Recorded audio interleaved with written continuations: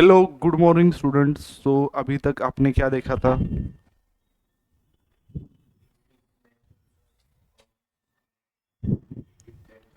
Basis, method, qualitative characteristic of accounting. और क्या थे qualitative characteristic of accounting? Door,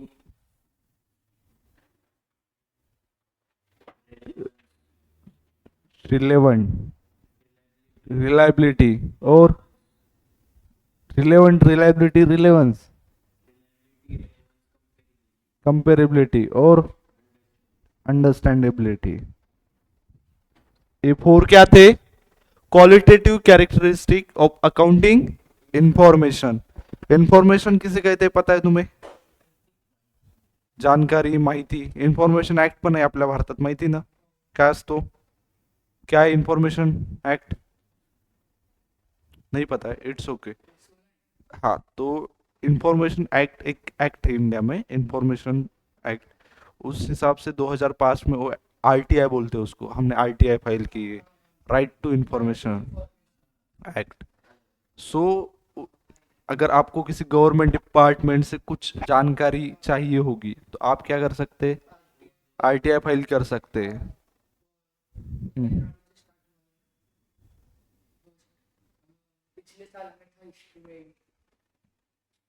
exactly पता नहीं मुझे किससे स्टार्ट हुआ था, लेकिन हमारे दिल्ली के जो जो सीएम है अरविंद केजरीवाल, आई थिंक उन्होंने लिखा था आरटीआई एक्ट।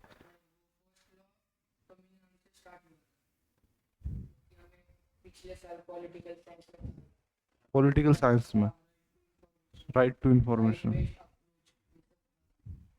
उतना डिटेल में उसकी हिस्ट्री मुझे भी पता नहीं है, लेकिन 2005 से स्टार्ट हुआ था राइट टू इंफॉर्मेशन।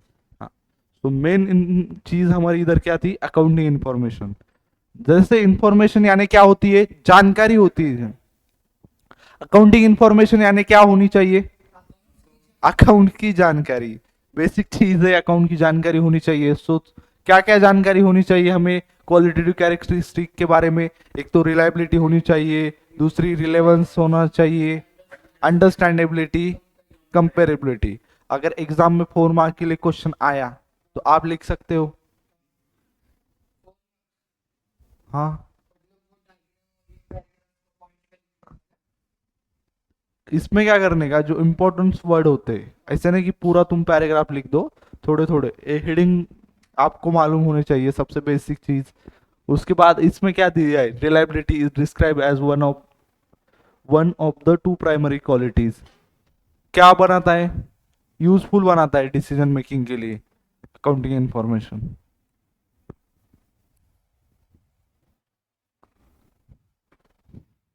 उसके बाद और क्या होता है? reliable information required to form judgment about earning potential, financial position of business firm।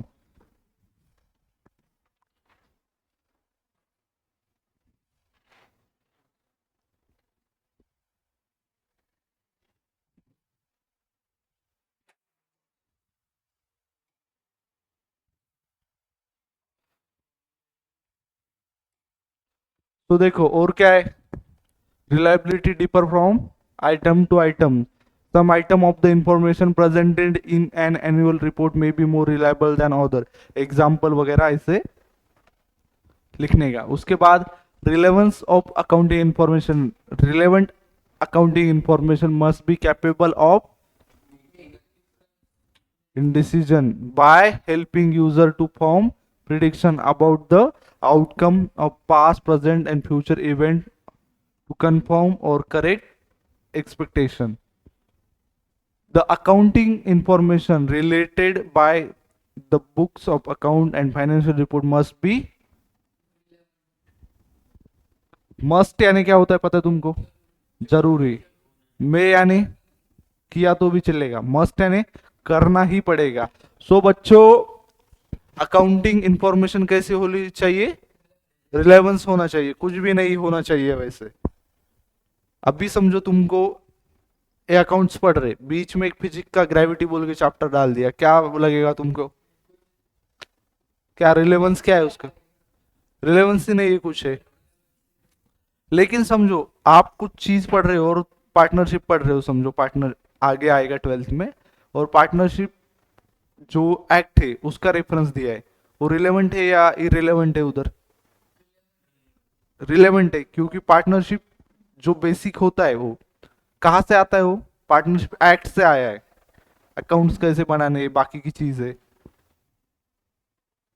उसके बाद accounting information should not include, क्या नहीं इंक्लूड होना चाहिए? Sorry, irrelevant information. All the information is said to be relevant which should be changed the outcome of the business if disclosed.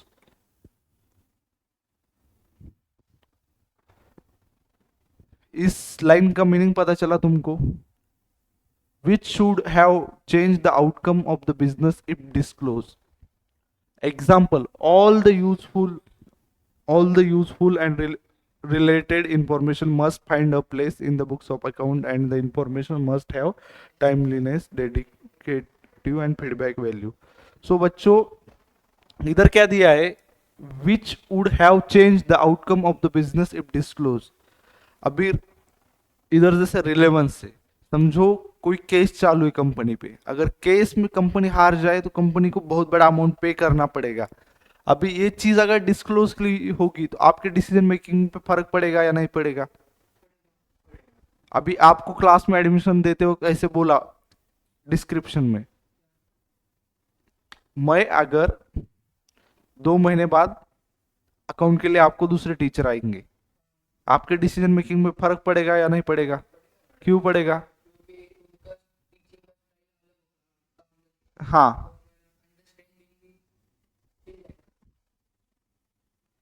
आप इसके ऊपर से क्या ले सकते हो? आपका डिसीजन में भी चेंज हो सकता है। वैसे ही कंपनी में कोई इन्वेस्ट कर रहा है, कोई कंपनी को लोन दे रहा है, उसको अगर ये डिस्क्लोजर पता होगा तो क्या हो सकता है? डिसीजन चेंज हो सकता है। हाँ, अभी आपको बोला जो 11 12 में स्टूडेंट है अपने, उनको फाउंडेशन हम फ्री में दे रहे हैं, तो आपका डिसीजन, समझो अभी कोई बच्चा एडमिशन ले रहा है तो उसका डिसीजन चेंज हो सकता है कि बोले यार इधर तो फाउंडेशन फ्री में मिल रहा है। ऐसे दे नहीं रहे हम, जस्ट बता रहे हैं कि ऐसा होगा तो क्या होगा? डिसीजन चेंज हो जाएगा। और अभी समझो एक ऑफर, समझो जो बच्चा इधर पढ़ रहा है, समझो हर महीने में हमारी एक ट्रिप जाएगी और ट्रिप क्लास की तरफ से स्पॉन्सर होगी, ऐसा बोल दिया तो बच्चे क्या करेंगे? इधर ही भीड़ लगाएंगे, हमको एडमिशन चाहिए बोल के। डिसीजन चेंज हो रहा है यूजर का, हो रहा है ना?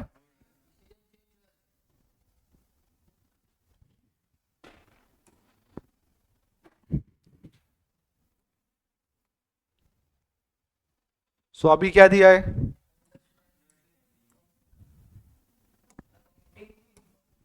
हम्म। तो एक बात पता है, अंडरस्टैंडिंग यानी क्या होती है? समझदारी। आपको कितनी बात समझती है? पूरी बुक मैंने आपको नोट्स बहुत अच्छे से बना के दिए, सब दिए, एकदम भयानक जर्मन में दिए। मैं बोला यार बहुत बढ़िया लैंग्वेज है, पढ़ लो। चलेगा क्या? ठीक है, जर्मन में नहीं चाइनीज में देता हूँ। चलेगा नहीं? ठीक है, अपने बाजू में कर्नाटका है, कर्नाटका के दे दिए कन्नड़ में। चलेगा? मराठी में दिए। चलेगा? मराठी में दिए तो? अरे मराठीचं बुक घेऊन बघा कधी अकाउंट्स, तुमचे हे होऊन जातील सगळं। हा, जस्ट तुम्हाला एक्झाम्पल सांगतोय, तुम्हाला अंडरस्टँड होईल का ती गोष्ट? समजेल का? युजफुल आहे का ती काही गोष्ट? एक साधी गोष्ट आहे, तुम्ही जेव्हा इन्फॉर्मेशन प्रेझेंट करता तर ती कशाला असायला पाहिजे? अंडरस्टँडेबिलिटी असायला पाहिजे. Is the quality of the information that enable user to perceive significance. The benefit of the information may be increase by making more understandable. उपयोग जो असतो त्या गोष्टीचा जास्त वाढतो, जो यूज होता है, जो बेनिफिट मिलता है वो बहुत ज्यादा क्या होगा? बढ़ेगा, अगर वो क्या होगी? मोर अंडरस्टेबल हो डेबल होगी, and hence useful to wider circle of user. Wider यानी पता है तुमको क्या होता है? बड़े सर्कल को उससे यूज होगा। अगर समझो अपन अपने नोट्स क्लास के हिसाब से बना रहे, तुम दोनों बच्चों अपने क्लास के बच्चों को अंडरस्टैंडिंग लेके समझो, तो उनका फायदा कहाँ तक होगा? क्लास के बच्चों। लेकिन समझो अगर पूरे जो 11th 12th है महाराष्ट्र में, उन सभी को एज्यूम करके हम हमारे नोट्स बना रहे हैं, तो उसका फायदा कहाँ तक होगा? सबको होगा, वाइडर सर्कल ऑफ को होगा। वैसे ही अगर अंडर इंफॉर्मेशन जो होती है अकाउंटिंग इंफॉर्मेशन, वो अंडरस्टैंडेबल होगी, तो उसका फायदा किसको होगा? वाइडर सर्कल में होगा, सभी को होगा।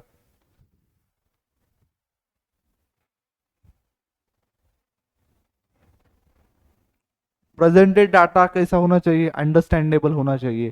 कुछ भी डाटा कैसे प्रेजेंट करते पता है तुम्हें? टैब्यूलर फॉर्मेट में होता है जनरली, तुम देखोगे एक्सेल में। तेवढंच काय मी करून दाखवू शकत नाही, जस्ट तुम्हाला सांगतो एक्झाम्पल की असे टेबल मध्ये असतात बघा.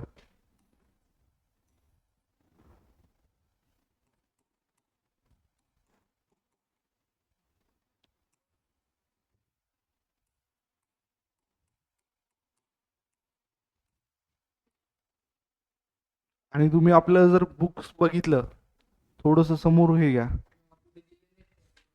हा, तर ते कसे समजायसारखे आहेत, अंडरस्टँडेबल आहेत.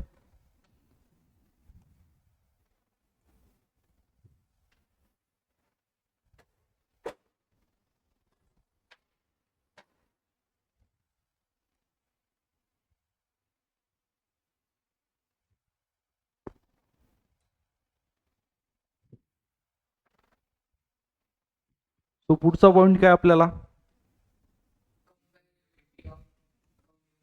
Express in the form end terminology adopted by users range of understanding. जो टर्मिनोलॉजीज यूज की जाती है, जैसे मैंने कल भी आपको बोला था, अकाउंट को क्या बोलते हैं हम? लेकिन वो एसी होता है क्या? ये अकाउंट ही होता है, लिखने का टाइप होता है। लेकिन कोई अदर समझो स्टूडेंट होगा अदर देन कॉमर्स, वो क्या समझेगा? एसी है, उसको समझ में नहीं आएगा। तो उन टर्मिनोलॉजीज का हमको क्या देना चाहिए? फुट नोट में लिख के देना चाहिए कि यार क्या होता है, कहाँ से लिया, रेफरेंस क्या है। कुछ बुक्स आपने पढ़ी होगी ऑथर की, तो क्या करते हैं उसमें एक्सपीरियंस रेफरेंस देते हैं कि यार किस बुक से कौन सा कंटेंट लिया है, क्या चीजें उसमें यूज हुई है। क्या आप और आपको स्टडी करना होगा तो आप किस बुक को रेफर कर सकते हैं, ये चीजें दी होती है। उससे क्या होता है? यूजर का अंडरस्टैंडिंग बढ़ता है उस सब्जेक्ट को लेके, उस कंसेप्ट को लेके। वैसे ही अगला क्या है? कंपेरेबिलिटी। आप सभी को पता है, कंपॅरिझन होऊ शकते तुझं आपल्या क्लासमधल्या स्टुडंटचं कंपॅरिझन होऊ शकते. वेट मध्ये कंपॅरिझन होऊ शकते, हाईट मध्ये होऊ शकते. का? तर तुम्ही दोघं सेम आहे. हा, हा. पण तुमचं माझ्यासोबत कंपॅरिझन होऊ शकते. का? हा, हा, ही एक गोष्ट आहे. दुसरं, तुम्ही वेगळ्या लेवलला आहात सध्या स्टडीच्या, मी वेगळ्या लेवलला आहे. त्या सगळ्या गोष्टी आहेत. त्यामुळे आपलं कंपॅरिझन होऊ शकते का? नाही होऊ शकत. सोबत दुसऱ्या काय गोष्टी असतात? आता तुम्ही आहात समजा, तुमचं कंपॅरिझन दुसरीच्या मुलासोबत करायला गेलं तर होणार आहे का? नाही होणार. हा, तुमचं तुमच्यासोबत कंपॅरिझन होऊ शकते की नाही? मागच्या वर्षी तुम्ही किती अभ्यास करत होते आणि या वर्षी तुम्ही किती केलाय, त्या दोन गोष्टीचं कंपॅरिझन होऊ शकते की नाही? इवन तुमचं मागच्या वर्षी वेट किती होतं आणि या वर्षी किती वाढले, या गोष्टीचं कंपॅरिझन होऊ शकते. सोबत तसं कंपनीचं काय असते, मागच्या वर्षी प्रॉफिट किती होतं, या वर्षी किती आहे, या जी गोष्ट असते या कंपॅरिझनला आपण कोणतं म्हणतो? Intra firm. कोणतं?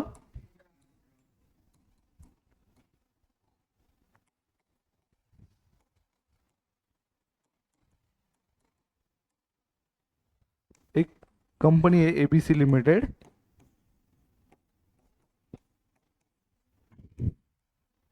तिचं मागच्या वर्षीचं प्रॉफिट समजा 200 CR होतं आणि करंट इयरचं किती आहे?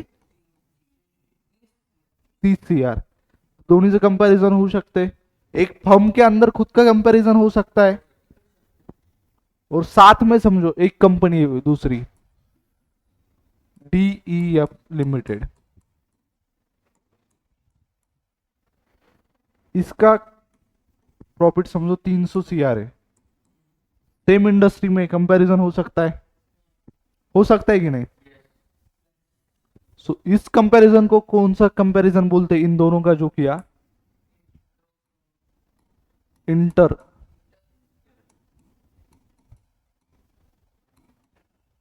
Interfirm comparison. ये वर्ड्स तुमको अभी नहीं लगेंगे, लेकिन इंफॉर्मेशन के लिए बताया है।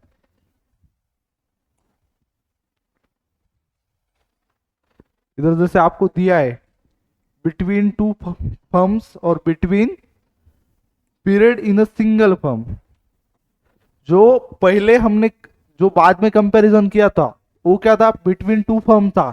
लेकिन between periods in a single firm, दो पीरियड के बीच में हो, तीन पीरियड के बीच में हो, कितने भी पीरियड के बीच में हो सकता है। एक सिंगल फर्म का भी कंपैरिजन हो सकता है और दो फर्म का भी कर सकते हैं। सो ये 4 पॉइंट्स आपको क्लियर है अभी? उसके बाद देखिए, पता है ट्रांजेक्शन यानी क्या होता है?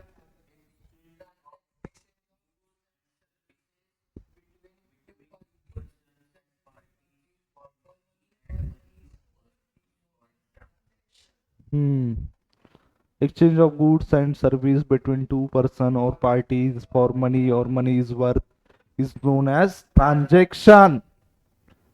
ट्रांजेक्शन में दो टाइप होते हैं, कौन से? Monetary, non monetary. Monetary transaction में और दो टाइप होते हैं ट्रांजेक्शन। हाँ, तो ये सब समझ में आ गया आपको ऑलरेडी? हाँ, किसने लिया है? हाँ, तो उसके बाद एक छोटी सी कंसेप्ट आपको दी है, सबसे पहले एंट्री होती है। एंट्री मीन्स क्या दिया है? Recording of business transaction in proper form or method in the books of account is called an entry। तुम्ही ऐकलं असेल त्याची एंट्री पास करा, त्या ट्रान्झॅक्शनची एंट्री बनवा, याचा अर्थ काय असते? रेकॉर्ड करणं। पण कसं पण का? तुम्ही किराणा शॉपवर गेला ते म्हणते का एंट्री करा याची? इवन तुम्ही एखाद्या सोसायटीमध्ये एंटर केलं तर वॉचमॅन काय म्हणत असतो तुम्हाला? एंट्री करा। म्हणजे ते काय असते? एक रेकॉर्ड बनवणं। आता हे फक्त कसं आहे, आपलं अकाउंटिंग रेकॉर्ड आहे, म्हणून याला कोणती एंट्री म्हणतात? Accounting entry. बट एंट्री म्हणजे काय असतं? रेकॉर्डिंग। आता अकाउंट मध्ये काय असणार? Recording of a business transaction. सोसायटीमध्ये गेल्या तर काय असणार? तुम्ही स्वतःची एक एंट्री बनवताय, बरोबर आहे? आता ही कन्सेप्ट क्लिअर झाली। त्यानंतर जेव्हा आपण एंट्री बनवतो, जेव्हा एंट्री पास करतो, त्यानंतर खाली एक नरेशन लिहित असतो। काय लिहितो? नरेशन म्हणजे काय असते? अ ब्रीफ एक्सप्लेनेशन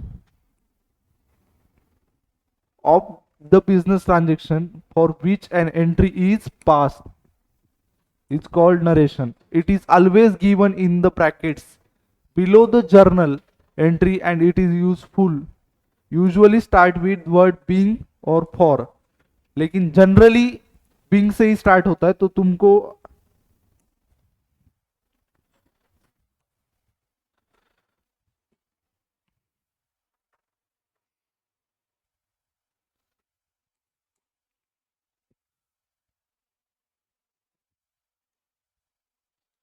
समझो आपने कोई गुड्स परचेज किए, जरूरी नहीं ये चीज अभी आपको समझे, कुछ आपको रूल्स नहीं पता, लेकिन आपको एंट्री दिखा रहा हो कैसे होती है।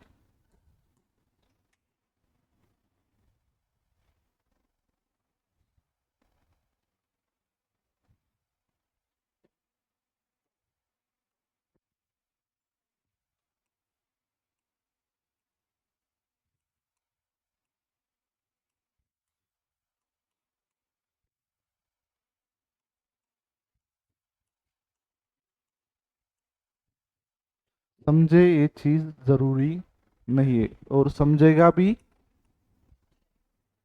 समझेगा ही नहीं, क्योंकि रूल ही पता नहीं है आपको। हाँ।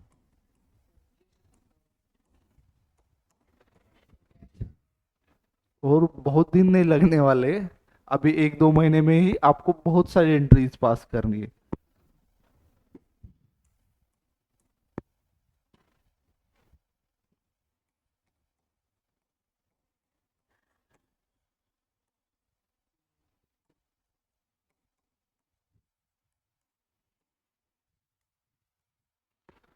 सो एक एंट्री दी है बोर्ड पे अभी, ये जो चीज होती है उसको क्या बोलते हैं? एंट्री। और इसको क्या बोलते हैं? अभी एंट्री की डेफिनेशन पढ़ो, क्या लिखा है, एंट्री का मीनिंग क्या लिखा है? recording of a business transaction in the proper form or method in the books of account is called an अभी जो एंट्री लिखी है वो एंट्री किस चीज की है? परचेस किया है हमने, समझो क्या परचेस किया है? Goods purchase. हाँ। और किस में किया है? कैश में। तो प्रॉपर फॉर्म ऑफ अकाउंटिंग में एंट्री पास हो गई है। बाद में आप क्या करो, आप नरेशन का मीनिंग पढ़ो, क्या लिखा है नरेशन का meaning? past is called an narration. Brief explanation about Entry. किसके बारे में? ब्रीफ एक्सप्लेनेशन है एंट्री के बारे में। तो इधर दिख रहा है आपको किसका ब्रीफ एक्सप्लेनेशन है? एंट्री का। तो इधर का नरेशन बोर्ड पे जो दिखा है उसको पढ़ के आपको क्या समझ में आ रहा है?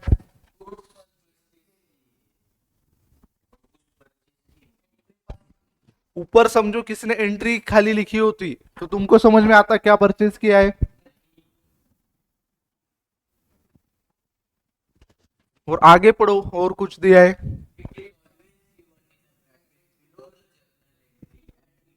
It starts with the word be or for.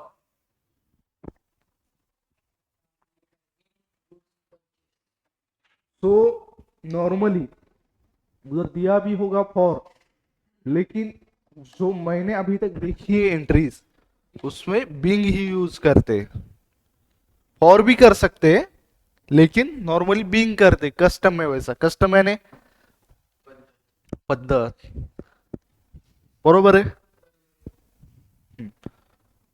तर इकडे बघा, नॉर्मली आपल्या घरी जर कोणी आलं तर आपण त्याला जेवण देतो का पाणी देतो अगोदर? का? जेवण पण देऊ शकतो ना, काय अडचण नाहीये। हा, बरोबर आहे ते पण, बट डिपेंड करते, ते भुकेला असेल तरी पण आपण पहिले पाणीच विचारतो, कारण ती पद्धत आहे।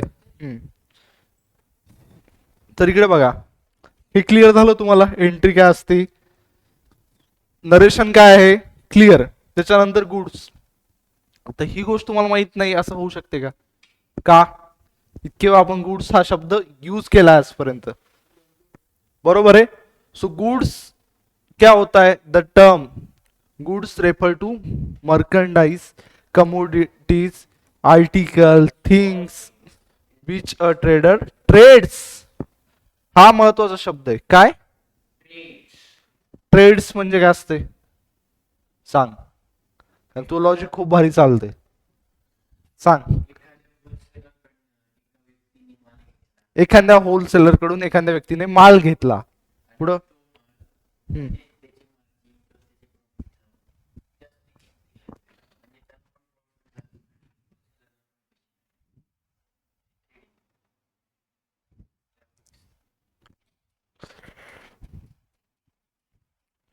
ट्रेडर ट्रेड्स याचा अर्थ काय होतो?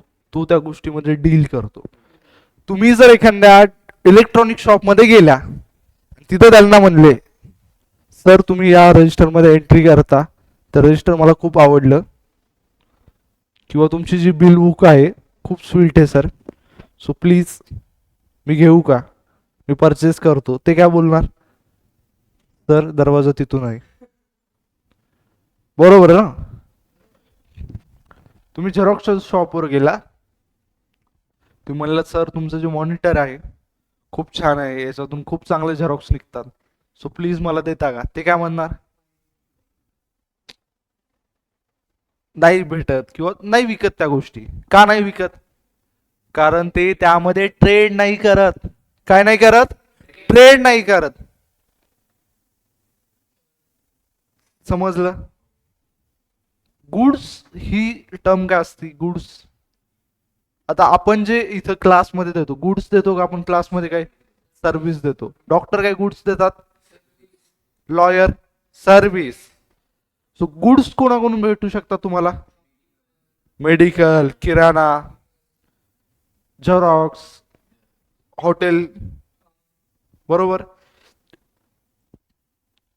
आणखी कशामध्ये मिळतात तुम्हाला? इलेक्ट्रॉनिक शॉप, मोबाईल शॉप, आणखी मॉलमध्ये क्लॉथ्स, हा वेगवेगळ्या गोष्टी आहेत.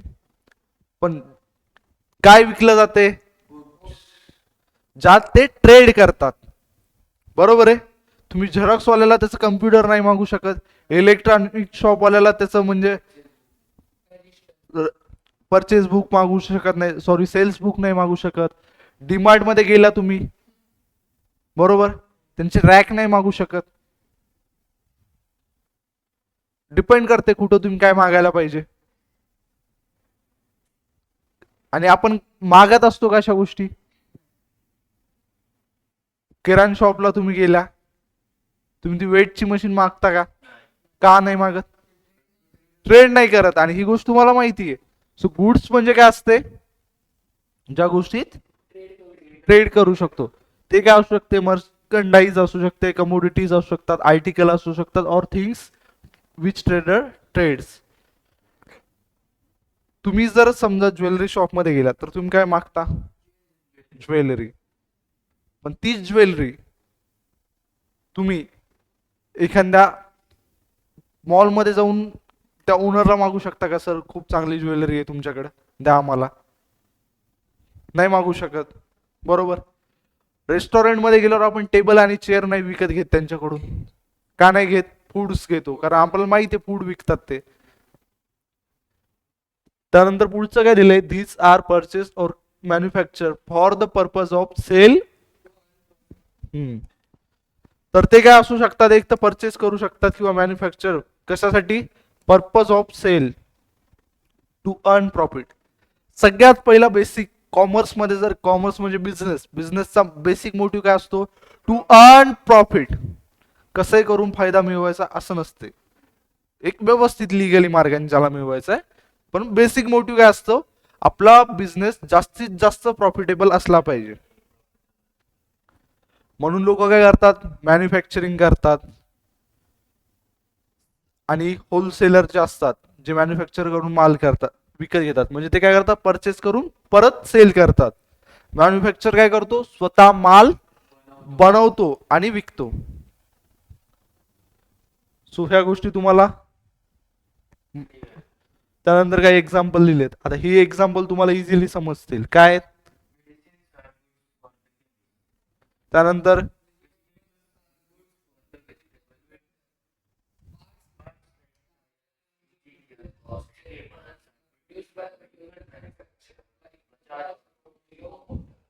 ते त्यासाठी काय आहेत?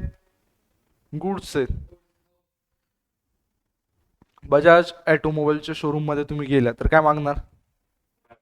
स्कूटी, गाडी, बरोबर. बजाजची चेतक स्कूटी आहे बघा, ओला आहे, तर तिथं तुम्ही गेल्यावर काय मागणार? स्कूटी मागणार, बरोबर आहे. तुम्हाला माहिती आहे त्यांचं ते काय? गुड्स आहे, बरोबर. ह्या कन्सेप्ट क्लिअर झाल्या.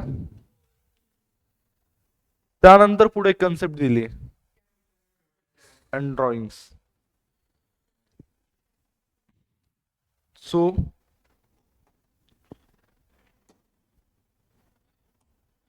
कोणता पण बिझनेस जेव्हा स्टार्ट होतो, कसा स्टार्ट होतो?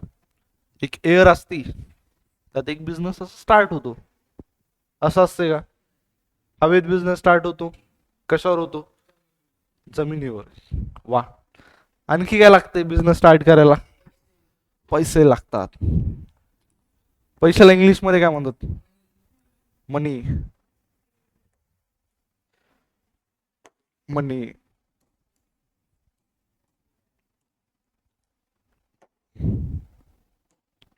बरोबर, मनी लागतो. त्याला आपण मराठीत काय म्हणतो? पैसे. हिंदीमध्ये पैसा. पैसा पैसा क्या समोर पैसा पैसा. हा, पैसा पैसा. ठीक आहे. मराठीत त्याला मनी म्हणतात, हिंदीमध्ये नाही. मराठीत पैसे म्हणतात, हिंदीमध्ये पैसा म्हणतात आणि इंग्लिशमध्ये मनी म्हणतात. सो कोणता पण बिझनेस जेव्हा फॉर्म होतो, स्टार्ट होतो, सगळ्यात पहिले काय लागतो? मनी लागतो. तर इकडे बघा, आपल्या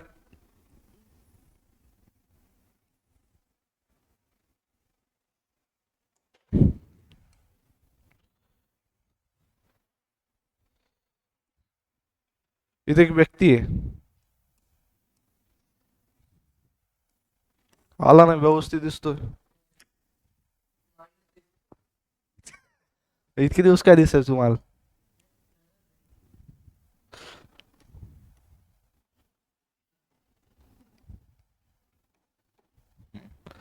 तर इकडे बघा, हा व्यक्ती आहे.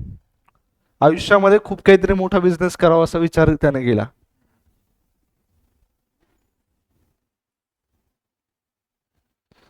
कपडे पण घेतले. बिझनेस करायचा मला ऍटलिस्ट कपडे पाहिजे स्वतःकडे. हे पण बघा, कोट मध्ये आपण 2 पॉकेट पण बनवले, त्याला खाली वर झालेत, पण आहे.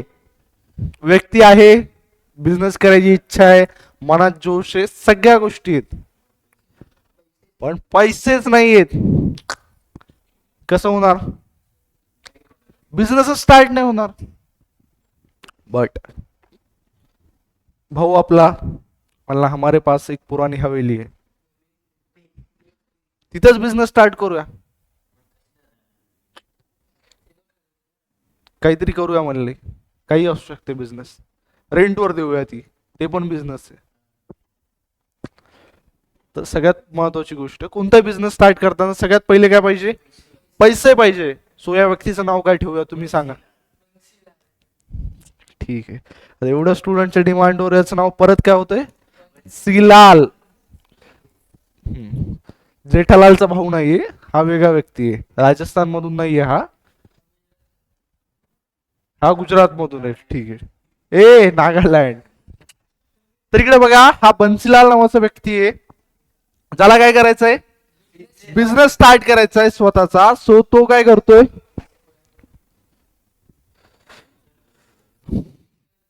त्याला भेटली पैशाची बॅग. पैशाची बॅग, अशी बॅग होती.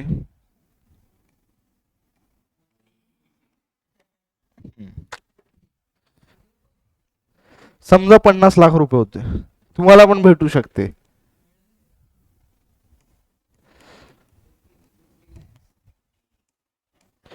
सो त्यांनी काय केलं? हा बिझनेस स्टार्ट केला. वाह. Bassi private limited. नाव चेंज केलं ना, 50 लाख रुपये भेटले ना आता. बन्सीलाल ऑड फॅशन वाटलं, बस्सी केलं तर नाव बन्सीलालचं. चेंज, लाईफ मध्ये चेंज खूप महत्वाचा असतो. बरोबर, पैसे भेटल्यावर माणसात ऑटोमॅटिक होतो. आजपर्यंत तो सूट घालायचा, पहिले सूट कोट पण नव्हता, आपणच दिला त्याला. त्यांनी काय केलं? 50 लाख रुपये भेटले, आपण नाही मागणार त्याकडून, लायबल जरी असला तरी ठीक आहे, जाऊ द्या. सो इकडे बघा, बस्सी प्रायव्हेट लिमिटेड नावाचा बिझनेस बन्सीलाल नावाच्या व्यक्तीनं स्टार्ट केला. आणि त्यासाठी त्याने किती रुपये इन्व्हेस्ट केले? लाख रुपये. सो हे 50 लाख रुपये त्यांनी जे इन्व्हेस्ट केले ते काय होतं त्यासाठी? कॅपिटल. प्रोप्रायटर, जे पैसे, प्रोप्रायटर म्हणजे कोण असतो? जो व्यक्ती बिझनेस स्टार्ट करतो, त्या व्यक्तीनं इन्व्हेस्ट केलेले पैसे बिझनेस मध्ये, त्याला काय म्हणतो आपण? कॅपिटल. बन्सीलालचा बिझनेस एकदम हवेमध्ये चालू आहे, एकदम मोठा होतोय आणि पुढं वाढत जाणार आहे. सो एक सेकंड, 11th, ठीक आहे. सो बन्सीलालनी हा बिझनेस स्टार्ट केला. आपण परत रिपीट घेऊया.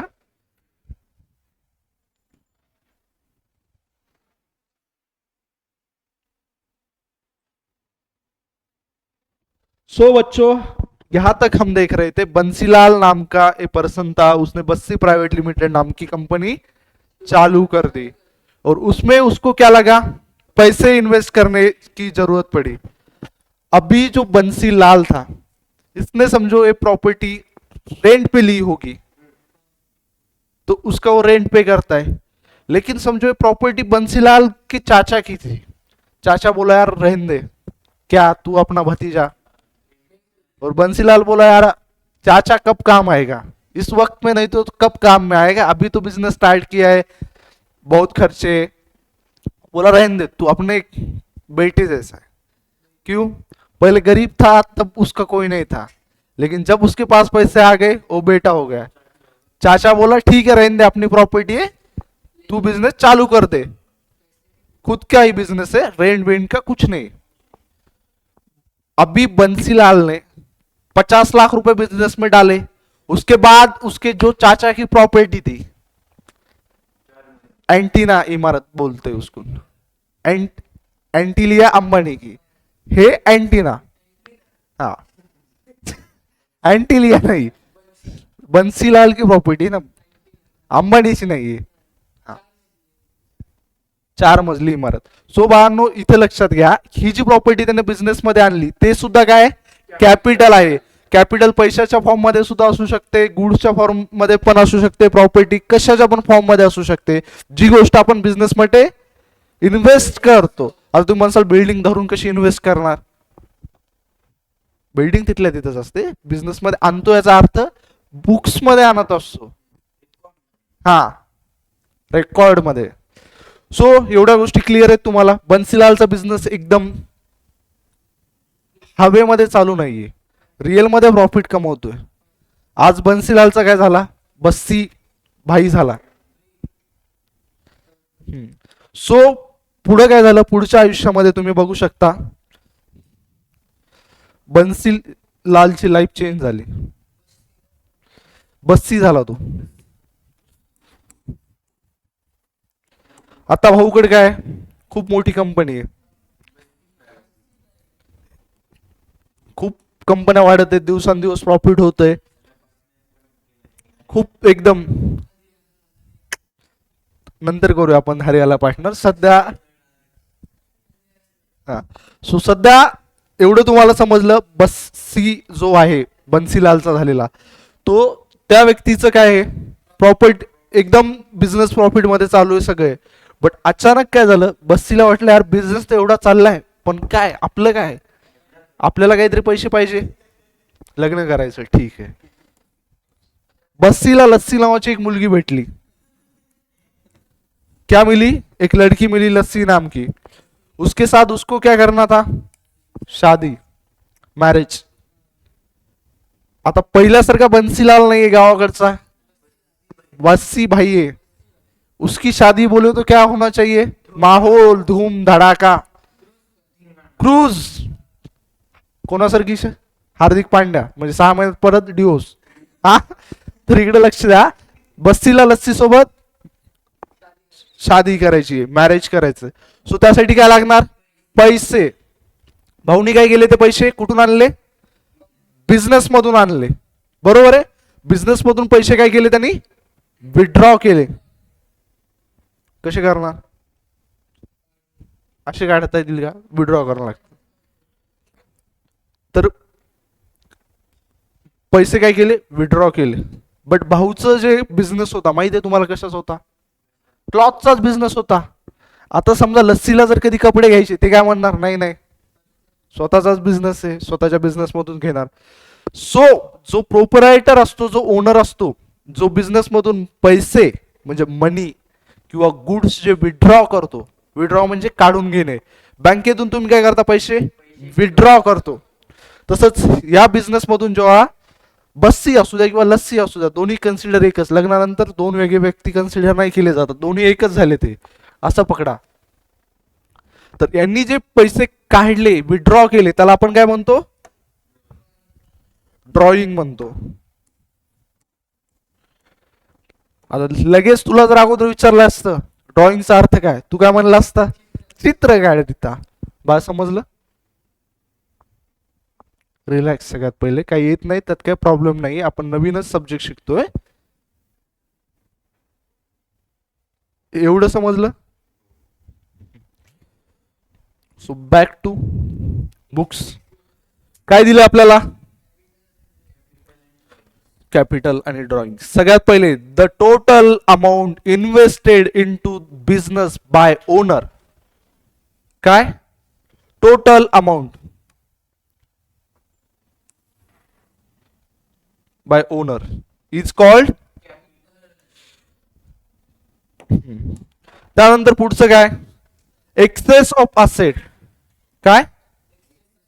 Asset over the liabilities. कशापेक्षा जास्त? आता लायबिलिटीजचं मिनिंग माहिती आहे? It's okay. लायबिलिटीज म्हणजे काय असते?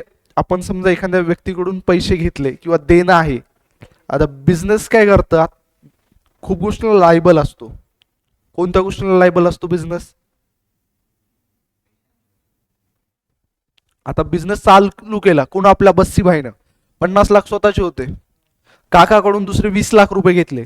ती त्यासाठी काय? लायबिलिटी आहे. कारण लायबल आहे, बस्सी प्रायव्हेट लिमिटेड लायबल आहे कुणाला? काकाला पैसे द्यायला. सोबत जेव्हा ते क्लॉथचा बिझनेस स्टार्ट केलाय, खूप काय असतात त्यांचे जे सप्लायर असतात, ते माल कशावर देतात? क्रेडिटवर देतात, माहिती? उधारीवर. तर तेव्हा त्यांना काय करायला लागेल? पैसे वापस देणे लागतील. ज्यांनी आपल्याला आज माल उधारीवर दिला त्याचे पैसे देणे लागतात. तर आपण त्यांना काय झालो? लायबल, पैसे देण्यासाठी परत. तर मग ती काय झाली बिझनेससाठी? लायबिलिटी.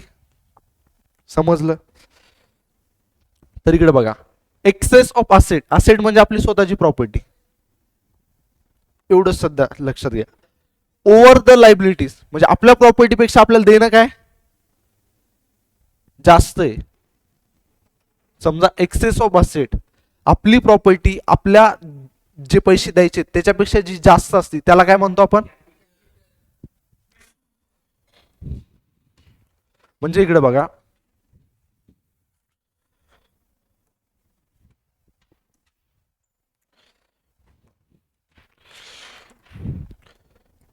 एक प्रॉपर्टी. आता समजा एक बिझनेस आहे आपला जो होता बस्सी, तोच घेऊया, बस्सी प्रायव्हेट लिमिटेड.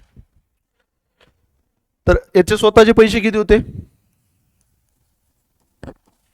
50 लाख. आणि क्रेडिटर समजा, काय पकडा? क्रेडिटर, ज्यांना याला पैसे द्यायचे ते किती आहेत? 30 लाख. क्रेडिटर शब्दचा अर्थ काय आला? क्रेडिटर म्हणजे ज्यांना पैसे द्यायचे आपल्याला. लायबिलिटी आताच नाही समजल, हो समजून जाईल. तर बाळ, हे काय सगळ्यात पहिले आपले स्वतःचे ओन इन्व्हेस्टेड पैसे आहेत, त्याला आपण काय म्हणतो? आणि याला लायबिलिटी. पण पैसे कोणाला द्यायचे? क्रेडिटर्सला. तर ही काय झाली आपली?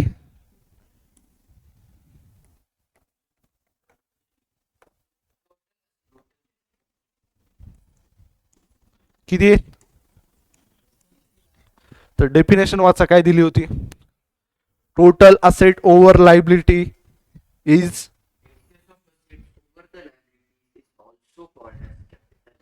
तर हे फॉर्म्युला यूज होतो की नाही बघूया आपण. एक्सेस ऑफ ओव्हर, आता किती? 80 लाख असेट आहे, त्यातून काय केली? लायबिलिटीज मायनस केली. किती? 30 लाख. त्यानंतर किती उरले? 50 लॅक्स. हे काय आपलं? जर आपल्याला कॅपिटल माहित नसलं असतं आणि आपल्याला ह्या दोन फिगर दिल्यात तर आपण काढू शकलो असतो की नाही? समजलं? क्लिअर? तर इकडे बघा, capital is a of the business as this amount is payable by the business enterprises to the owner at the time of closure of the business. आता जे पैसे आपण बिझनेस मध्ये इन्व्हेस्ट करतो, जेव्हा आपण अकाउंटिंग करत असतो, बिझनेसला आपण एक काय कन्सिडर करतो, सेपरेट लिगल एंटिटी. आता आपला क्लास आहे सायली सक्सेस मंत्रा क्लास. सायली मॅम वेगळे पर्सन आहेत, सायली सक्सेस मंत्रा क्लास वेगळा आहे. सायली मॅमने जे पैसे क्लासमध्ये इन्व्हेस्ट केलेत कॅपिटल, तर ते क्लास जे आहे समजा क्लोजर होईल तेव्हा क्लासला ते पैसे कुणाला द्यायला लागतील? समजलं तुम्हाला? तर ही काय झाली, कॅपिटल पण एक प्रकारची काय झाली, बिझनेसवर लायबिलिटी झाली, पण ती बिझनेसला कधी ना कधी परत द्यावीच लागणार. पण ती लायबिलिटी कोणाची आहे? ओनरची आहे. म्हणजे फर्स्ट रिस्पॉन्सिबिलिटी येते का ती द्यायची तेवढी, जेवढी आपण क्रेडिटरची लायबिलिटी पैसे देतो, जेवढे आपल्याला दुसऱ्या माणसाचे पैसे द्यायचे तेवढे स्वतःचे स्वतःला देतो का आपण? नाही देत. तर इकडे बघा, पुढे एक कन्सेप्ट आहे ड्रॉइंग. ऑलरेडी आपण डिस्कस. काय असते ड्रॉइंग बाळ? विड्रॉ. काय असते विड्रॉ? पैसे विड्रॉ केले त्या माणसाने तर त्याला ड्रॉइंग म्हणतात. पण कसे विड्रॉ केले तर? कुठून विड्रॉ करणार? बिझनेस मधून. हा, तर इकडे बघा, एवढी कन्सेप्ट समजली. त्यानंतर पुढचे डेटर, क्रेडिटर आणि बॅड डेट्स. हे क्रेडिटर जे तुला कळत नव्हतं, पण आपलं एकदा झालं ऑलरेडी, मला वाटते डिस्कस करून परत करूया.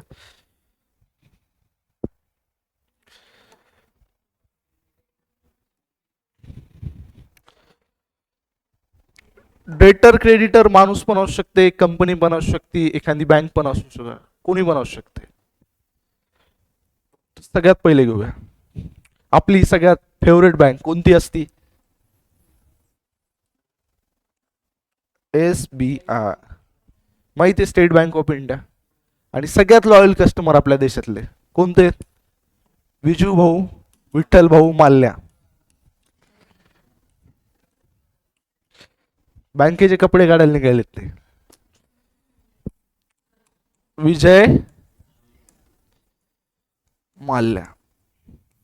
माहिती आहे विजय माल्या? ठीक आहे, जाऊ दे. खूप मोठा घोटाळा केलाय, बँक बिचारी बुडून टाकल्यासारखी केली ती. 10,000 कोटी.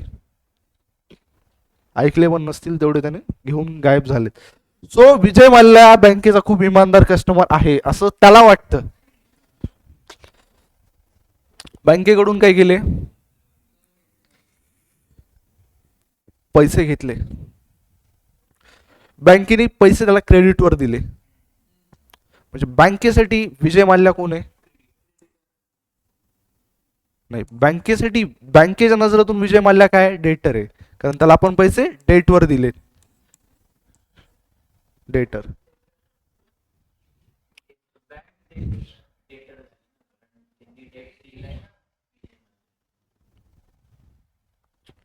इकडे बघा, बँकेने काय केलं, विजय माल्या बँकेचा कोण आहे? डेटर. आणि विजय माल्यासाठी बँक कोण आहे? क्रेडिटर. बट कन्सेप्ट अशी आहे की SBI ने काय केलंय, SBI बँक नाहीये समजा, इकडे बघा, SBI काय आहे? एक कंपनी आहे, असू शकते SBI खरंच एक रिअल मध्ये कंपनी आहे. तर SBI ची जी कंपनी आहे ती काय करते? क्लॉथ सप्लाय करते. नाही तर सगळ्यात भारी गोष्ट, विजय माल्याची सगळ्यात फेवरेट गोष्ट काय होती? किंगफिशर. किंगफिशरचं काय करते? बॉटल सप्लाय करणारी कंपनी आहे, बॉटल. तर बॉटल काय केले? SBI लिमिटेड नावाच्या कंपनी, SBI बाटली बॉय नावाची कंपनी आहे. तर तिने काय केले? किंगफिशरला म्हणजे विजय माल्याच्या कंपनीला काय केले? बॉटल सप्लाय केल्या. पैसे नाही दिले त्यावेळेस, काय केलेत? बॉटल सप्लाय केल्यात. तर बॉटल सप्लाय केल्या, पण पैसे दिले का विजय भाऊने? विजय भाऊ म्हणला काय, आपण तर माहितच आहे तुम्हाला किती इमानदार व्यक्ती आहे, लिहून ठेवा. तर काय झालं, SBI ने ज्या बॉटल सप्लाय केल्या त्यासाठी SBI चा विजय माल्या कोण झाला, डेटर झाला. कोण झाला, डेटर. आणि विजय माल्यासाठी बँक कोण झाली, SBI क्रेडिटर झाली. बरोबर. पैसे नाही दिलेत, आता इथे काय दिल्यात, बॉटल्स दिल्यात, गुड्स दिलेत. पण ते कशाच्या फॉर्म मध्ये असतात, पैसे असतात ना. आपण थोडंच म्हणणार 2 बॉटल दिल्यात 4 परत द्या. समजलं बा. पण काय झालं, डेटर जो होता, ज्याकडून पैसे येणार होते, तो काय झाला, बॅड झाला. म्हणजे मला कळलं विजय माल्या देशातच नाहीये. आता इकडे बघा, तुम्ही कुणाला उधारीवर पैसे दिले असतील, दिलेत की नाही, दिलेत. ठीक आहे, मित्राला उधारीवर पैसे दिले, एका वीक मध्ये पैसे परत दिले, म्हणजे ते काय झालं, तुमचा गुड डेटर. 1 महिना झाला पैसे नाही देते, 2 महिने झाले पैसे नाही देते, कॉल पण लागणं बंद झालं, व्हॉट्सअपला स्टेटस पण दिसणं, कधी तुम्हाला त्याचा डीपी दिसणं. म्हणजे याचा अर्थ काय झाला, हा, रील्स पाठवणं बंद केलं, तुमचा नंबर ब्लॉक झाला, कॉल केला तर असं वाटायला की इस लाईन की सभी बंद आहे. मग असं तुम्हाला दिसत असेल, याचा अर्थ काय झाला, तुमचा जो डेटर होता तो काय झाला, बॅड झाला. बॅड. दात खाऊ नको, मारू नको एखाद्याला इथं. कोणी पैसे एवढे काय नुकसान केले तुझं.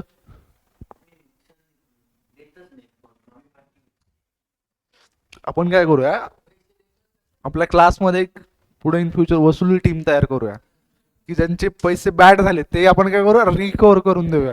पण तू म्हणशील 10 रुपये मागा कोणाकडून जाऊन, पण बरोबर ते वाटायला पाहिजे ना. हा, सो इकडे बघा काय होतं, किती किती, 200 रुपये. अरे बाप रे बाप. तर बॅड काय झालं, बॅडचा अर्थ तुम्हाला माहिती, बॅड म्हणजे काय असते, वाईट. आणि डेटर म्हणजे घेणारा व्यक्ती बॅड झाला, ज्याच्याकडून आपल्याला पैसे येणार आहेत तो बॅड झाला.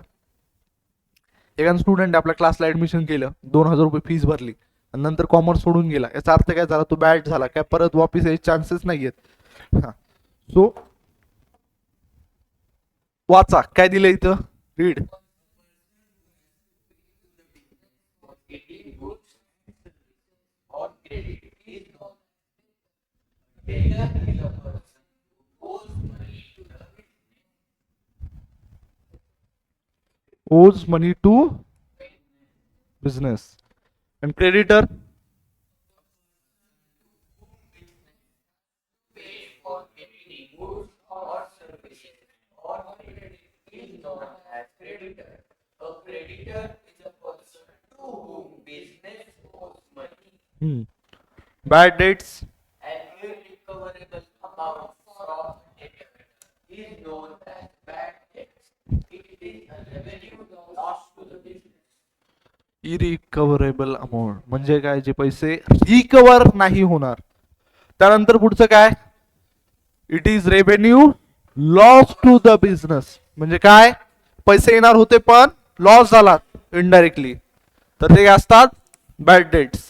त्यानंतर सगळ्यात पहिले डेटर काय दिले, a person who has to pay to the business for getting goods and services. Vijay माल्याने काय घेतले होते, बॉटल्स. हा, तर त्याला काय करायचं होतं, बिझनेसला पैसे द्यायचे होते. कुणाला, SBI limited. Creditor, a person to whom the business has to pay. बिझनेसला जे पैसे देणार आहे, तर त्यासाठी SBI साठी कोण आहे, क्रेडिटर. SBI साठी विजय माल्या क्रेडिटर आहे. नाही सॉरी, हा, विजय माल्यासाठी क्रेडिटर आहे. On credit is known as creditor. A creditor is a person to whom business owes money, and a debtor is a person to whom owes money to business. समजलं. So बाळांनो, आतापर्यंत शिकवलेल्या कोणत्या गोष्टीत तुम्हाला काही डाऊट नाहीच, डाऊट बिऊट काय येत नाही का तुम्हाला, का. तर इकडे बघा, आतापर्यंत आपला एवढा पोर्शन जवळपास कंप्लीट झालाय.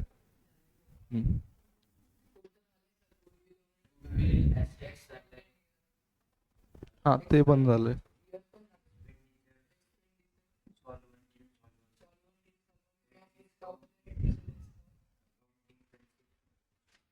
बरं ठीक आहे, आपण काय करूया, एक सॉल्व्हंट इनसॉल्व्हंट एक छोटी गोष्ट घेऊन टाकूया. नाही तर हे घेऊया, सगळ्यात सोपं, सगळ्यात इझी आहे, समजून जाईल तुम्हाला काय असतंय. हम्म. तर इकडे बघा, इथं देण्यासाठी दिले हॉस्पिटल प्रॉफिट नाही कमवत. तुम्हाला रिअल लाईफ माहित आहे, सगळ्यात जास्त प्रॉफिट कुठे आहे? हॉस्पिटलमध्ये. हॉस्पिटलचं जाऊ द्या, मेडिकलमध्येच एवढं प्रॉफिट आहे. हॉस्पिटल आणि मेडिकल दोन्ही सेम लेवलला आहे. त्यानंतर स्पोर्ट्स क्लब, स्कूल. आता स्कूलची फीस दीड दोन दोन दोन लाख रुपये. स्कूलची काय? 50,000 फीस स्कूलची? बीएमसीची 3 ते 4 हजार फीस आहे माहिती आहे 11वीची. 50,000 स्कूलची फीस? अरे बाप रे बाप.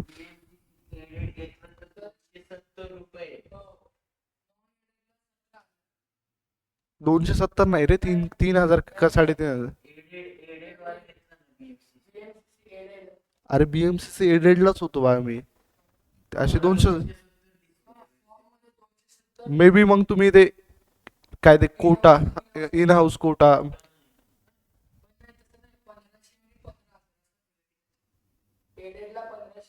हा म्हणजे 30-1,000 काहीतरी फीस आहे आणि 1,700. हा. तर इकडे बघा, लक्ष द्या, मेन मुद्दा तो नाही आपला इथं काय आहे. हा, ट्रेडिंग कन्सर्न म्हणजे तुम्हाला कळते, ट्रेडिंग कन्सर्न म्हणजे मेन उद्देश काय असणार त्या. ट्रेडिंग म्हणजे स्टॉक मार्केटवरची ट्रेडिंग नाही. कोणती ट्रेडिंग? बिझनेसची ट्रेड. ट्रेड म्हणजे काय असते? बिझनेस असते. तर इकडे बघा, a business concern establish with an object of earning profit. Object म्हणजे काय असते आपले?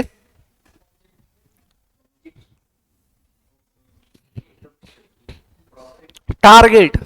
क्या होता है ऑब्जेक्ट यानी target? By selling goods known as trading concern. जिनका ऑब्जेक्ट मोटिव क्या होता है? प्रॉफिट. अन्ना बाय कशाना? Selling goods is known as trading concern. It is also called as share organization, profit making organization. आता नॉन ट्रेडिंग कन्सर्न याच्या काय असणार? Not for profit. त्याला दुसरं काय म्हणतो? NPO, not for profit organization. तर काय असते not for profit concern? It is an organization not establish to making profit but for rendering service to society. An organization may be formed promoting useful objects like art, science, sport, charity, profession, etc. Example: schools, hospitals, sport club, etc. तर वाहनो, charitable companies पण असतात माहिती आहे तुम्हाला. Bing human माहिती आहे तुम्हाला, सलमान खानची कंपनी, ती माहिती आहे तुला? हा. तर इकडे बघा, सगळ्यात मोठी चॅरिटेबल ऑर्गनायझेशन आपली आयसीआय. बीसीसीआयचं काय घेऊन बसल्यात? Indian institute of chartered accountant. The institute of chartered accountant of India हे नाव आहे. The institute of the institute of chartered accountant of India, ICI सगळ्यात मोठी काय चॅरिटेबल ऑर्गनायझेशन आहे. आणि तुम्हाला बघायचं असेल किती चॅरिटी करते.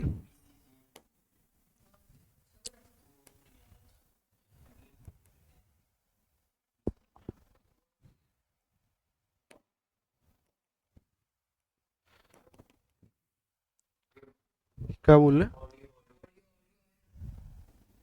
कोणता?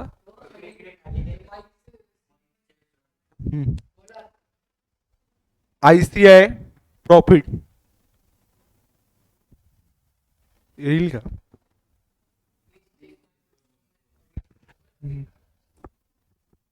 सगळ्यात पहिले टाईप होत असेल तर कधी चांगलं पण होईना.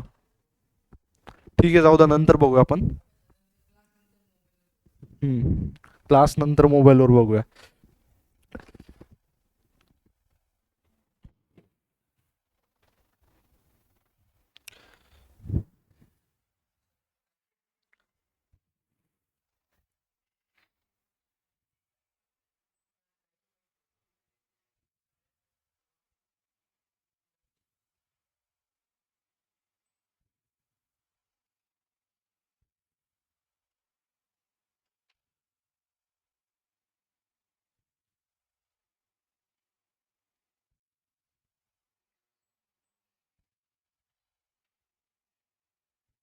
तर इकडे बघा, हे रीड करा एकदा परत.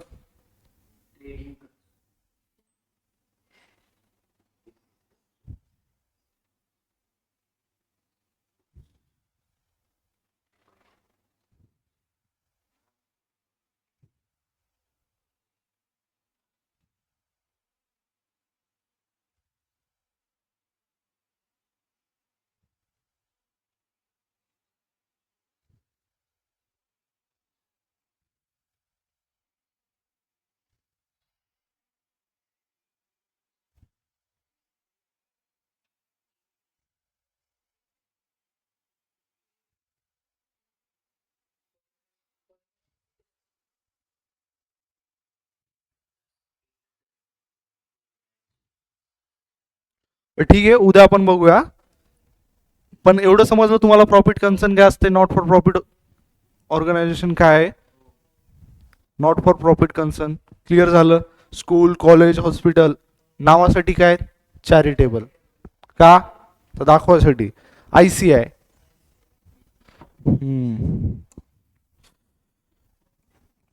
ICI, BCI, बरोबर आहे. कारण मी तेवढं क्रिकेटमध्ये इंटरेस्टेड नाही, सो मला माहीत नाही. ICI, BCCI, आणखी बिंग ह्युमन, अशा वेगवेगळ्या चॅरिटेबल ऑर्गनायझेशन. खरंच काही खूप चॅरिटेबल ऑर्गनायझेशन असतात, ते खरंच रिअलमध्ये काम करतात. But most of the organisation कसे नावासाठी चॅरिटेबल असतात, हे काम प्रॉफिट मेकिंगच असतं. हॉस्पिटल कुठं चॅरिटेबल दिसते तुम्हाला? असतात खूप, बट मोस्टली प्रॉफिट कन्सर्नच असतात. सो सगळे नसतात. स्कूल्स चॅरिटेबल आहेत, ऑब्विसली गव्हर्नमेंट स्कूल चॅरिटेबलच आहेत एक टाईपचे. प्रायव्हेट स्कूल काय आहेत, बिझनेस सगळ्यात मोठा प्रॉफिट कन्सर्न. इवन हॉस्पिटल्स काही चॅरिटेबल आहेत, काही नाही आहेत. स्पोर्ट्स क्लबचं पण तसंच आहे. ICI पण आहे चॅरिटेबल ऑर्गनायझेशन, खूप लोकांना हेल्प करते, स्कॉलरशिप देते, वेगवेगळे प्रोग्राम घेते, CA साठी, फायनान्ससाठी अवेअरनेस क्रिएट करते, खूप काही गोष्टी करतात. क्रिकेटसाठी BCCI पण वेगवेगळ्या ॲक्टिव्हिटीज घेते. सो आय होप तुम्हाला काही गोष्टी क्लिअर झाल्या असतील. त्यातली सगळ्यात पहिली गोष्ट कोणती होती, आता आपली लास्ट झालेली, profit concern, not for profit concern. त्यानंतर अँड ड्रॉइंग्स, त्या अगोदर एंट्री, नरेशन, गुड्स, त्याच्या अगोदर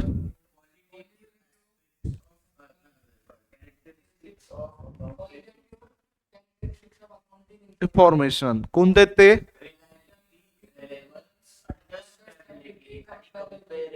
हा. तर उद्या येताना ह्या सगळ्या गोष्टी रीड करून या. Thank you so much.